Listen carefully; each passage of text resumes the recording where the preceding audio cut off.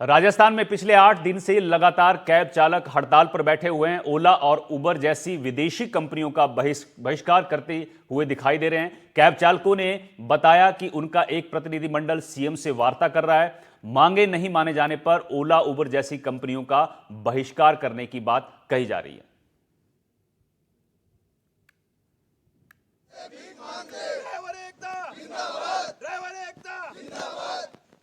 तो ये ड्राइवर जो हैं आपको तस्वीरों में नजर आ रहे हैं, ये ओला उबर चालक हैं जो अपनी मांगों को लेकर धरने पर हैं।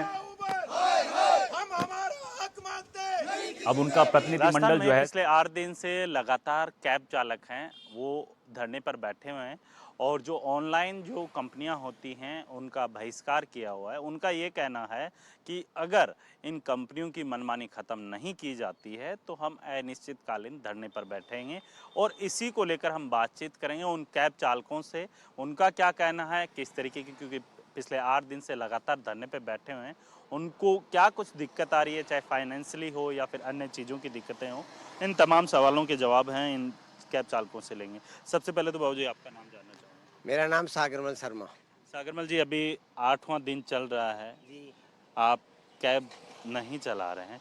सबसे बड़ी दिक्कत जो है आम लोगों को तो आ ही रही है, आपको एज ए कैब चालक के तौर पे क्या क्या परेशानी है? एज ए कैब चालक के तौर पे हम लोगों के पास ये हालत हो गई है कि ना तो किसी को किस्त के पैसे बच रहे हैं और फाइनेंसर वाले आ करके धमकियां दे रहे हैं कि हम गाड़ी उठा ले जाएंगे। अब जो खाने के लिए पैसे नहीं हो वो धमकियों से क्या करेगा बेचारा, लास्ट के अंदर रोने लग जाता है। और ये हालत हो गई है कि चाय पानी पीने के लिए भी पैसे नहीं है उसके पास। तो ये हम सरकार से गुहार लगाना चाहते हैं कि हमारी जो ये ऐप कंपनियां चल रही हैं या तो इनको बंद करो या फिर हमारे को कोई दूसरा ऐप है या दूसरा मतलब प्लेटफार्म उसके ऊपर चलाने के लिए परमिशन दे। लेकिन जिस तरीके से देखा गया है कि आपके जो कह सकते हैं कि पूरा जो ये यूनियन थी उसने भी एक ऐप बनाई थी जिसका नाम दिया था केटीएस कैब। उसको लेकर क्या कुछ है, क्योंकि एक तरफ तो इंटरनेशनल जो कैब कंपनियां हैं वो आपका शोषण कर रही हैं, लेकिन कहाँ दिक्कत आ रही है जो आप अपनी जो आपके द्वारा ही बनाई गई ऐप है वो प्रॉपर तरीके से लोगों के बीच में आप कम्युनिकेट नहीं कर पा रहे हैं, या क्या वजह है? सर इसमें तो यही है कि अपन ये चाहते हैं अगर लोकल अपन को जो कैब केटीएस कैब अगर देगी अपने को रेट वगैरह तो अपन उसको चलाने के लिए तैयार है। और मेरा कहना यही है कि अगर सबसे पहले ये लोकल फॉर वोकल, तो अगर लोकल में अपन चलते हैं, बाकी जो ओला उबर है इनको बंद कर दिया जाए। इनका अपन बहिष्कार कर ही रहे हैं, तो केटीएस को चलाएं फिर। अगर वो देती है अपन को तो उसको चलाने के लिए अपन तैयार हैं। क्या कुछ मांगे हैं बाबूजी, क्योंकि काफ़ी टाइम हो चुका है, 8 दिन काफ़ी ज़्यादा होते हैं। सबसे बड़ी दिक्कत आती है जब मंथ एंड आता है तो किस्त देना गाड़ी का। हम लोग के पास पिछले 8 दिन से हम लोग धरने पे बैठे हुए हैं, कोई काम धंधा नहीं कर रहे हैं।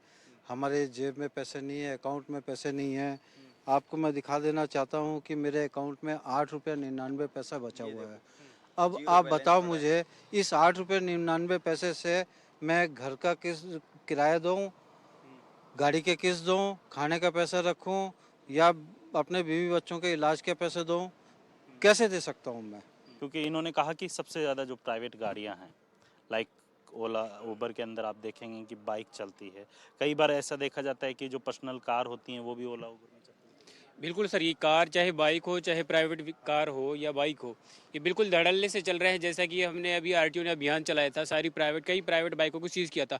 और इनके पीछे देखेंगे जो कई गाड़ियां हैं, जैसे ब्ला ब्ला ऐप करके है, इनमें प्राइवेट जो गाड़ियां हैं बहुत इस लेवल पे यूज़ हो रही है कि टैक्सी में काम आना बंद हो गया है। हम एक तरह से सरकार को हर एक रुपये पर टैक्स देते हैं जब से हम गाड़ी खरीदते हैं, और जब तक हमारी गाड़ी कबाड़ नहीं हो जाती जब तक सरकार को टैक्स दिया जाता है। लेकिन उस टैक्स का हमें क्या फ़ायदा मिलता है?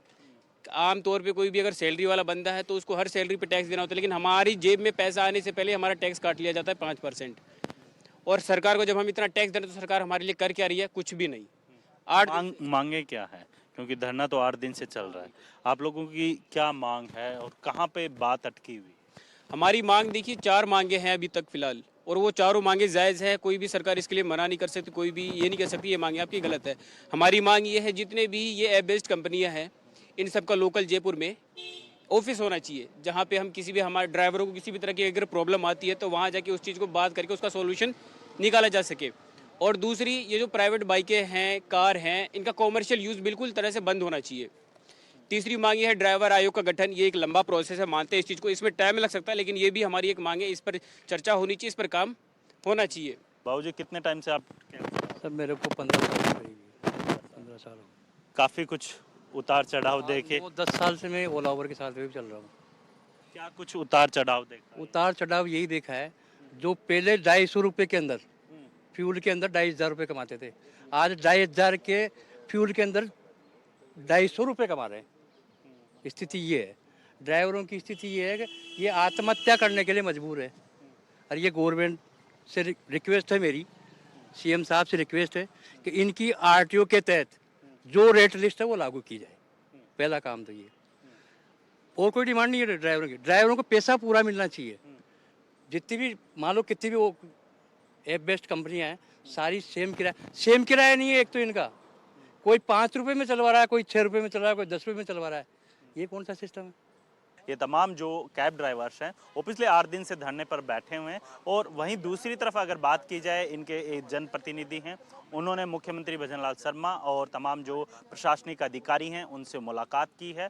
अब मुलाकात के बाद इस हड़ताल के ऊपर अंतिम जो निर्णय है वो तमाम जो कैब चालक के जो तमाम जो संगठन के लोग हैं उनके द्वारा मिलकर किया जाएगा। लेकिन जो इस हड़ताल की वजह से जो आम लोग हैं उनको काफ़ी ज़्यादा परेशानी है वो देखने को मिल रही है। जयपुर से कैमरामैन जसराज के साथ वीरेंद्र सिंह शेखावत, एनडीटीवी।